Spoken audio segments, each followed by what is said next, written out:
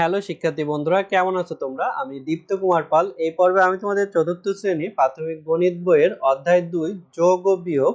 দেখো এই অধ্যায়ের পৃষ্ঠা 37 এই পর্বে আমরা আলোচনা করব। দেখো এখানে 3 নম্বরে একটি লেখা অঙ্ক আছে। এখানে আছে সালমা দোকান থেকে 72 টাকার খাতা, 60 টাকার কলম এবং 185 টাকার জ্যামিতি বক্স কিনলো। সে দোকানদারকে 500 টাকা দিলে কত টাকা ফেরত পাবে? তাহলে দেখো সালমা কি কি জিনিস কিনেছে। সে খাতা কিনেছে, কলম কিনেছে এবং জ্যামিতি বক্স কিনেছে। তো এই তিনটা জিনিস সে কিনেছে। তাহলে যে জিনিসগুলো কিনেছে সেগুলো আমাদের যোগ করতে হবে। যোগ করার পর দোকানদারকে যে 500 টাকা দিয়েছিল এটা 500 টাকার থেকে মোট খরচ বিয়োগ করতে হবে। তো দেখো এখানে আমাদের গাণিতিক বাক্য হয়েছে। আমাদের গাণিতিক বাক্য এই যে খাতা, কলম এবং জ্যামিতি বক্সের যে টাকা ছিল, অর্থাৎ খাতার দাম 72 টাকা, কলমের দাম 60 টাকা এবং জ্যামিতি বক্সের দাম 185 টাকা। তো এগুলো যোগ করা হয়েছে। তো এই যোগ করলে হবে হচ্ছে 317। এই 317 টাকা সবগুলোর দাম হবে। সেটা আমাদের যে দোকানদারকে দিয়েছে 500 টাকা, সেখান থেকে 317 টাকা বিয়োগ করতে হবে। বিয়োগ করলে আমরা পাবো হচ্ছে 183 টাকা। এই যে যে 183 টাকা, এটাই হচ্ছে সে ফেরত পাবে। তারপর দেখো এখানে আমাদের বলছে যে এটা চলো হিসাব করি প্রথম ধাপ। তো প্রথম ধাপ আমাদের কি ছিল? দেখো প্রথম ধাপে এই যে আমাদের ছিল হচ্ছে 72 হচ্ছে আমাদের খাতার দাম। তারপরে হচ্ছে আমাদের 60 ছিল, 60 হচ্ছে কলমের দাম। তারপরে হচ্ছে আমাদের 185 এটা জ্যামিতি বক্সের দাম। তো এই তিনটা দাম যোগ করে একটু আগে আমরা করেছিলাম যে 317 টাকা হয়েছিল। তো এই 317 টাকা এটা হচ্ছে এই যে 500 টাকা দ্বিতীয় ধাপে 500 টাকা দোকানদারকে দিয়েছিল, সেখান থেকে আমরা বিয়োগ করে দিলাম। বিয়োগ করলে আমরা 183 টাকা পাই। তো এটাই হচ্ছে দোকানদারকে 183 টাকা ফেরত দেবে। এভাবে আমরা করব। তারপর দেখো এখানে 4 নম্বরে মা ও মেয়ের একটি অঙ্ক আছে। এই অঙ্কটা আমরা সমাধান করব।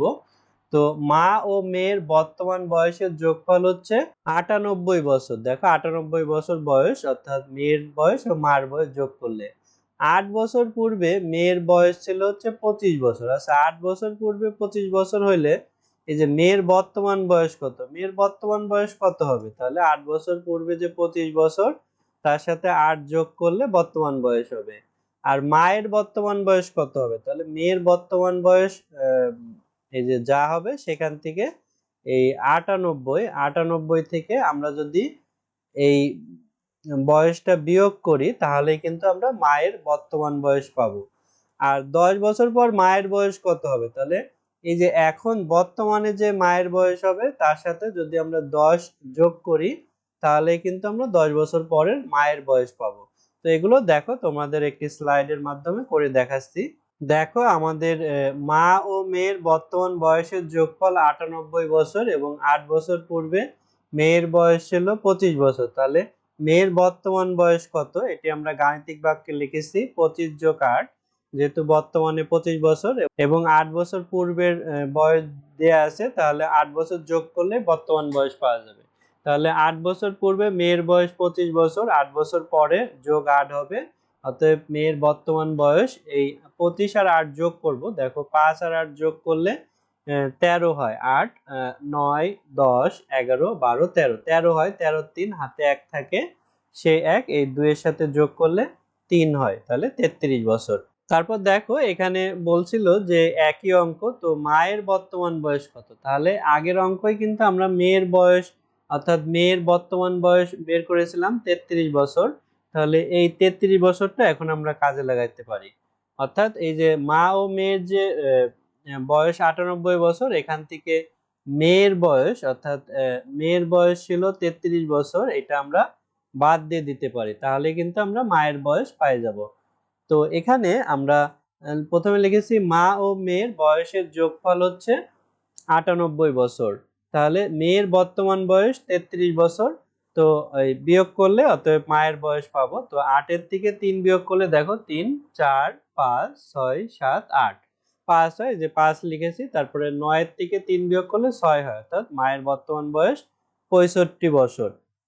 তো এখন আমরা দেখো পরের অঙ্কটা, অর্থাৎ 10 বছর পর মায়ের বয়স কত হবে। তাহলে আগের অঙ্কে আমরা পেয়েছিলাম যে মায়ের বর্তমান বয়স হচ্ছে 65 বছর, তাহলে 65 বছরের সাথে 10 যোগ করলে এটা 10 বছর পর মায়ের বয়স পাওয়া যায়। তাহলে মায়ের বর্তমান বয়স 65 বছর, তাহলে 10 বছর পর 10 যোগ হবে, তাহলে 10 বছর পর মায়ের বয়স 5 আর 0 যোগ করলে 5 হয়, 6 আর 1 যোগ করলে 7 হয়, অর্থাৎ 75 বছর। তাহলে বন্ধুরা এভাবে আমরা কিন্তু মা ও মেয়ের অঙ্কগুলো সমাধান করতে পারলাম। আশা করি ভিডিওটি তোমাদের ভালো লেগেছে। আমাদের 4th শ্রেণীর একটি অনলাইন ব্যাচ আছে, সেখানে তোমরা ভর্তি হতে পারো।